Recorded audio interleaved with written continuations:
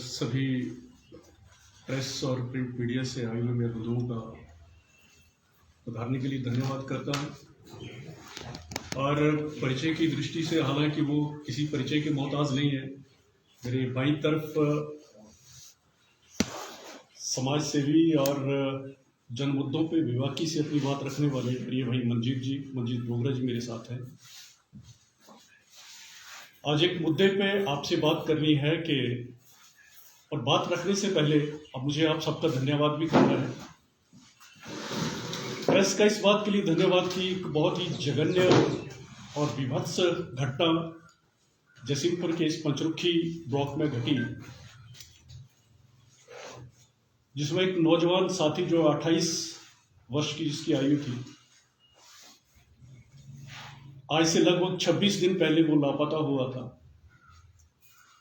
तो कल ही उसका शव कहीं ज्वालामुखी की पहाड़ियों में मिला। तो इस मुद्दे को जिस प्रमुखता से प्रेस ने उठाया, मुझे उस बात के लिए आपका धन्यवाद करना है। अब इस घटना के कई कारण हो सकते हैं। एक जिसको हम कह सकते हैं, ये तथ्यान्वेषण की विषय है, फैक्ट फाइंडिंग, इसमें जो इन्वेस्टिगेटिंग एजेंसीज है उनका काम है। लेकिन शासन और प्रशासन का जो लचीला रवैया इस केस के अंदर रहा है, उसमें एक जन आक्रोश देखने को मिला। आज से लगभग 26 दिन पूर्व की घटना है।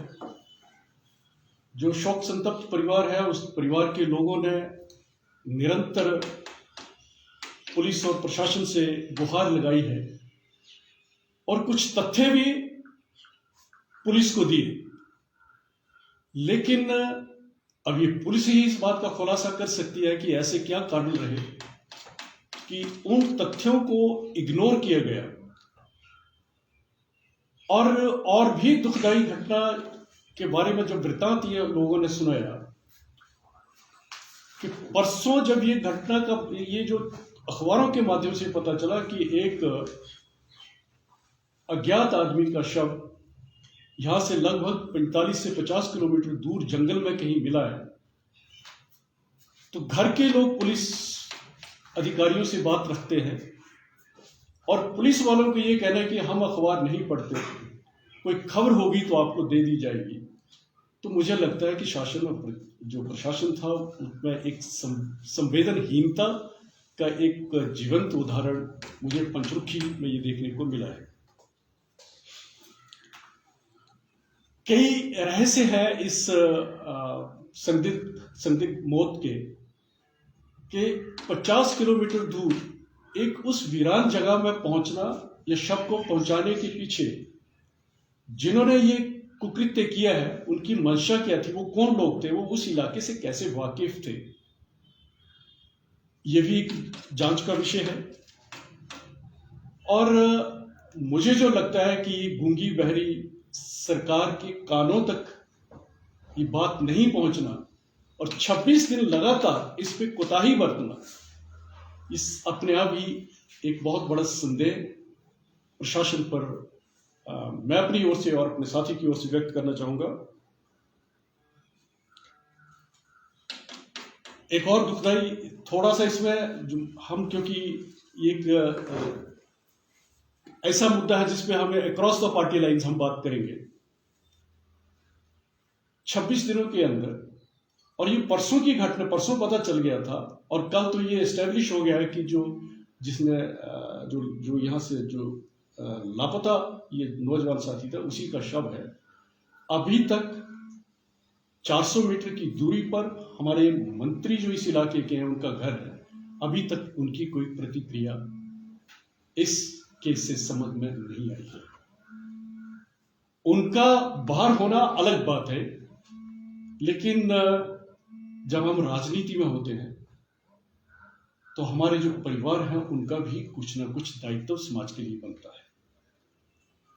मुझे खेद है कि उनके पिताजी अपने बेटे के जन्मदिन मनाने के लिए 40 किलोमीटर दूर तो जा सकते हैं, लेकिन उनके घर के पिछवाड़े पंचरुखी में कल इतना जन आंदोलन हुआ उसमें परिवार का कोई भी आदमी उस शोक संतप्त परिवार को सांत्वना देने के लिए नहीं आता है। तो चीजें कई तरह की लोगों के मनों में घर कर गई है और आम जनमानस ये सोचने पर मजबूर हो गया कि हो सकता है इस केस में उनको न्याय ना मिले। तो इस परिवार को न्याय मिले इसके लिए मैं आपसे भी गुहार लगाऊंगा, क्योंकि आपने बहुत अच्छा काम कल किया है। और अभी मेरे भाई मंजीत जी से मेरी बात हो रही थी कि जैसे मैंने कहा across the party lines in चीजों से उठकर हम तन मन और धन के साथ उस परिवार की मदद करना चाहेंगे और चाहेंगे कि जो रूह जो आत्मा हम सबको यहाँ से हमसे बिछड़ कर गई है उस आत्मा को न्याय मिले। मुझे इतनी सी ही बात आपसे करनी थी। इस सरकार के खिलाफ बोलने के लिए बहुत बड़ा एक पिटारा हमारे पास है, हर फ्रंट पे ये सरकार फेल है, लेकिन आज इस मुद्दे को छोड़कर कोई और बात करूं तो एक बहुत ही महत्वपूर्ण मुद्दे को डाइल्यूट करने की मैं बात नहीं करूंगा। मेरा आपसे ये अनुरोध है कि इस मुद्दे को पूरी प्रमुखता से जैसे आप उठाते आ रहे हैं वैसे ही हम आगे भी उठाएंगे और तब तक चुप नहीं बैठेंगे जब तक उस पुण्य आत्मा को न्याय नहीं मिलता है। आप सब आए, आपका बहुत बहुत धन्यवाद। मैं चाहूंगा कि मंजीत भाई इसमें कुछ अपनी बात रखना चाहे तो बात रखें। जी धन्यवाद जी। मित्रों, ये बहुत ही इस पूरे क्षेत्र के लिए और हिमाचल प्रदेश के लिए दुखद है कि एक 27 वर्ष का नौजवान काट काट करके उसको जघन्य रूप से बहुत बुरी तरह से उसको मारा गया। पिछले 26 दिनों से वो लापता था और पुलिस प्रशासन जो है वो कुछ नहीं कर पाया और पुलिस प्रशासन ने कुछ नहीं किया। एक तरफ से हिमाचल प्रदेश सरकार ये बात कर रही है व्यवस्था परिवर्तन की। मैं हिमाचल प्रदेश के सरकार के मुखिया से ये पूछना चाहता हूं कि ये कैसा व्यवस्था परिवर्तन है। पूरे हिमाचल प्रदेश के अंदर चिट्टे का खुलेआम धड़ल्ले से व्यापार चला हुआ है, ड्रग्स का व्यापार पूरी तरह से चला हुआ है। रोज अखबारें भरी पड़ी, आज यहां पकड़ा कल वहां पकड़ा, हत्याएं, मर्डर, भ्रष्टाचार के बड़े बड़े केस जो है वो सामने आ रहे हैं, लेकिन सरकार मौन बैठी है। ऐसे कैसे चल सकता है? सरकार इस तरह का गैर जिम्मेदाराना व्यवहार कैसे कर सकती है? इस तरह का सरकार का व्यवहार किसी भी रूप में सहन नहीं किया जा सकता। 26 दिनों से नौजवान लापता था, सूचना दी गई। जब भी परिजन थाने जाते,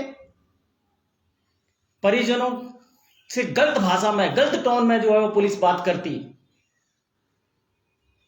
परिजनों का मनोबल तोड़ने की पूरी कोशिश की गई और अचानक से न्यूज़पेपर में खबर लगती है कि ज्वाला जी के जंगलों में एक कोई मृत लाश मिली। जब परिवार के लोग खुद गए वहां पर, उन्होंने देखा, उसको पहचाना, उसके बाद मामला जो है वो सामने आया। ये बहुत ही शर्मनाक है।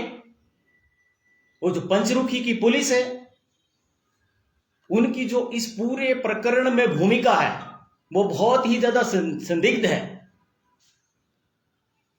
क्योंकि मीडिया के अंदर ये रिकॉर्डेड स्टेटमेंट है और वेरी फर्स्ट डे ये स्टेटमेंट रही है उस परिवार की कि जो आरोप उन्होंने लगाए थे, जो तथ्य उन्होंने दिए थे, पुलिस ने उनको बिल्कुल दरकिनार कर दिया। अगर पहले दिन उन तथ्यों के ऊपर, उन नामों के ऊपर अगर पुलिस कार्रवाई करती तो मैं समझता कि ये हत्या नहीं होती, इस हत्या को बचाया जा सकता था, ये युवक आज जिंदा होता। लेकिन पुलिस की लापरवाही की चलते या किसी तरह से जो इस थाने के अंदर जो मिली भगती थी, क्योंकि ये भी बड़ा स्पष्ट आरोप है आज मीडिया के अंदर देखने को मिल रहा है कि उसी परिवार का जो आरोपित परिवार है, उसी परिवार का एक व्यक्ति जो है वो पंचरुखी पुलिस के अंदर अपनी सेवाएं दे रहा था, उसको वहां से हटाया नहीं गया। उस सारे के चलते जो हम देख रहे हैं कि पंचरुखी पुलिस थाना की भूमिका जो पूरी तरह से संदिग्ध है। आज हम यहां से मांग करना चाहेंगे कि ये जो जांच का विषय है, ये जो कार्रवाई है इस केस को आगे बढ़ाने की, वो पूरी तरह से निष्पक्ष चले। और वो निष्पक्ष तभी चल सकती है जब तक इस जो पंचरुखी के अंदर जो पुलिस का स्टाफ है इसको वहां से हटाया नहीं जाता है। इस स्टाफ को पूरी तरह से हटाया जाए, इसकी जगह नया स्टाफ आए। दूसरी बड़ी बात यह है कि पंचरुखी पुलिस की जो कार्य प्रणाली इस क्षेत्र के अंदर हमें देखने को मिल रही है पिछले 2-2.5 महीनों से, वो संतुष्टिजनक भी नहीं है। क्योंकि हम देख रहे थे कि पिछले 8-10 महीनों से जिस तरह से यहाँ पर काम चल रहा था, हर तीसरे दिन, हर छठे दिन, महीने में 10 आदमियों को जो सलाखों के पीछे धकेला जा रहा था, जो ड्रग्स का काम करने वाले थे। लेकिन पिछले 2 महीनों से क्या हुआ कि अचानक यहाँ ड्रग्स का काम खत्म हो गया, एकदम से ऐसा शिफ्ट कैसे हो गया? तो हम ये देख रहे हैं कि इसमें जो है सरकार एकदम से संज्ञान ले, इस केस में को किसी भी रूप में दबाने की कोशिश नहीं होनी चाहिए। इसमें जो भी अपराधी हैं उनको सजा मिले और इस बच्चे के साथ न्याय हो, ये आज हम यहां से बात करना चाहते थे और इसलिए ही हम आप लोगों के समक्ष आज हम आए हैं। मंजी जी, आपने पुलिस की कार्य प्रणाली के ऊपर सवाल उठाया, मगर कुछ दिन पहले ही आपकी जो एनजीओ थी वो वहां पर पुलिस प्रशासन पुलिस स्टेशन जाकर उनको सम्मानित करती है और उसके बाद फिर से ऐसे आरोप लगते हैं क्योंकि पुलिस कार्य प्रणाली ठीक नहीं हो रही है। और दूसरा बयान एसएचओ डीएसपी अनिल शर्मा का आता है कि हम लोग जो है वो डीएसपी अधिकारी चयन करेंगे ताकि इस प्रकरण की जो है जो जांच हो। तो इसके विषय में क्या कहना चाहते हैं फिर आप? देखिए, बिल्कुल आप सही बात कर रहे हैं कि आज से 3 महीने पहले ऑलमोस्ट इस पूरे क्षेत्र के विभिन्न जो सामाजिक संस्थाएं थी सब इकट्ठे हुए, पंचायत प्रतिनिधि इकट्ठे हुए और तब उस मई के जो थाना के प्रभारी थे, एसएचओ थे, क्योंकि उनका जो काम था करने का, उन्होंने अपने 8 महीने के कार्यकाल में 40 से ज्यादा जो माफिया के लोग थे उनको सलाखों के पीछे धकेला, 100 से ज्यादा लोगों को चार्जशीट किया। एक बहुत बड़ी बात थी क्योंकि हमारी एक बड़े लंबे समय से ये मांग रही है, जनता की मांग रही है कि इस क्षेत्र के अंदर जो नशे का एक प्रसारण हो रहा है उसको रोका जाए। तो उसको रोकने के लिए उनका एक बड़े प्रभावी कदम उन्होंने उठाए, इसलिए यहाँ की जनता ने जो उनको सम्मानित किया। लेकिन ये भी बड़ी दुख की बात है कि जो व्यक्ति अच्छा काम करता है उसको अचानक बदल दिया जाता है। अब ये हमें समझ नहीं आई कि उसमें स्थानीय हमारे मंत्री इन्वॉल्व रहे या क्या रहा, लेकिन इतना जरूर है कि वो यहाँ से बदले गए।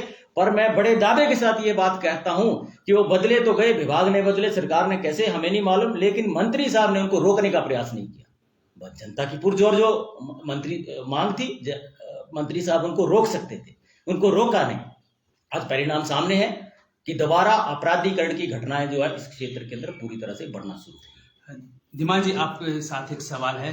देखिए, आप इस वक्त विपक्ष में बैठे हैं और विपक्ष की भूमिका टोटल स्ट्रांग होती है। सरकार से ज्यादा उम्मीद लोगों को विपक्ष की होती है क्योंकि आपको भी लोगों ने वोट डाले। मगर दो साल तक आपने तकरीबन कहीं ना कहीं आपकी जो विपक्ष की भूमिका थी वो डाउन थी, वो भी कहीं ना कहीं एक विषय बनता है। एक साल सरकार को दिया जाना चाहिए था। तरह तरह के वादे करके सरकार आई थी और कह सकता हूं कि सिस्टम को समझने के लिए, सिस्टम को चलाने के लिए 1 साल की इनको जरूरत थी। वो 1 साल देखा, लेकिन जो वादे करके ये लोग राजनीति में आए थे, तो मैं कह सकता हूं कि पूरी तरह से वादा खिलाफी आम जनमानस के साथ इन्होंने की। तो आप देखते होंगे पिछले 6 महीने से लगभग हम पूरी तरह से एक्टिव हैं और हर विषय पर सरकार को घेरने का प्रयास कर रहे हैं।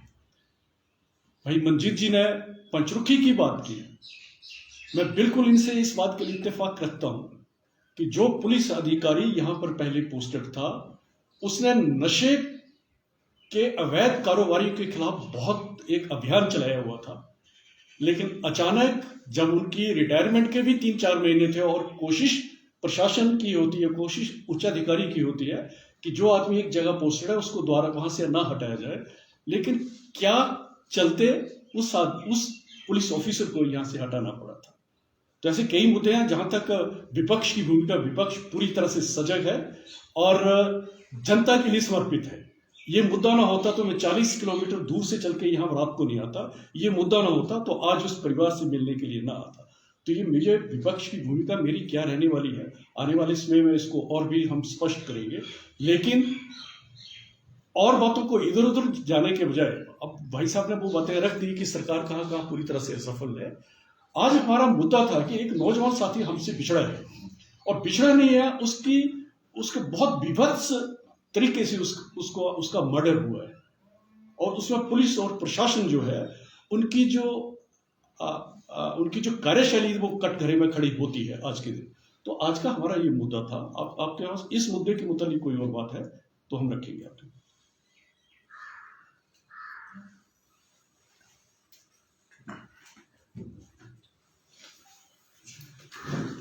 ठीक है, आपका सबका बहुत बहुत धन्यवाद।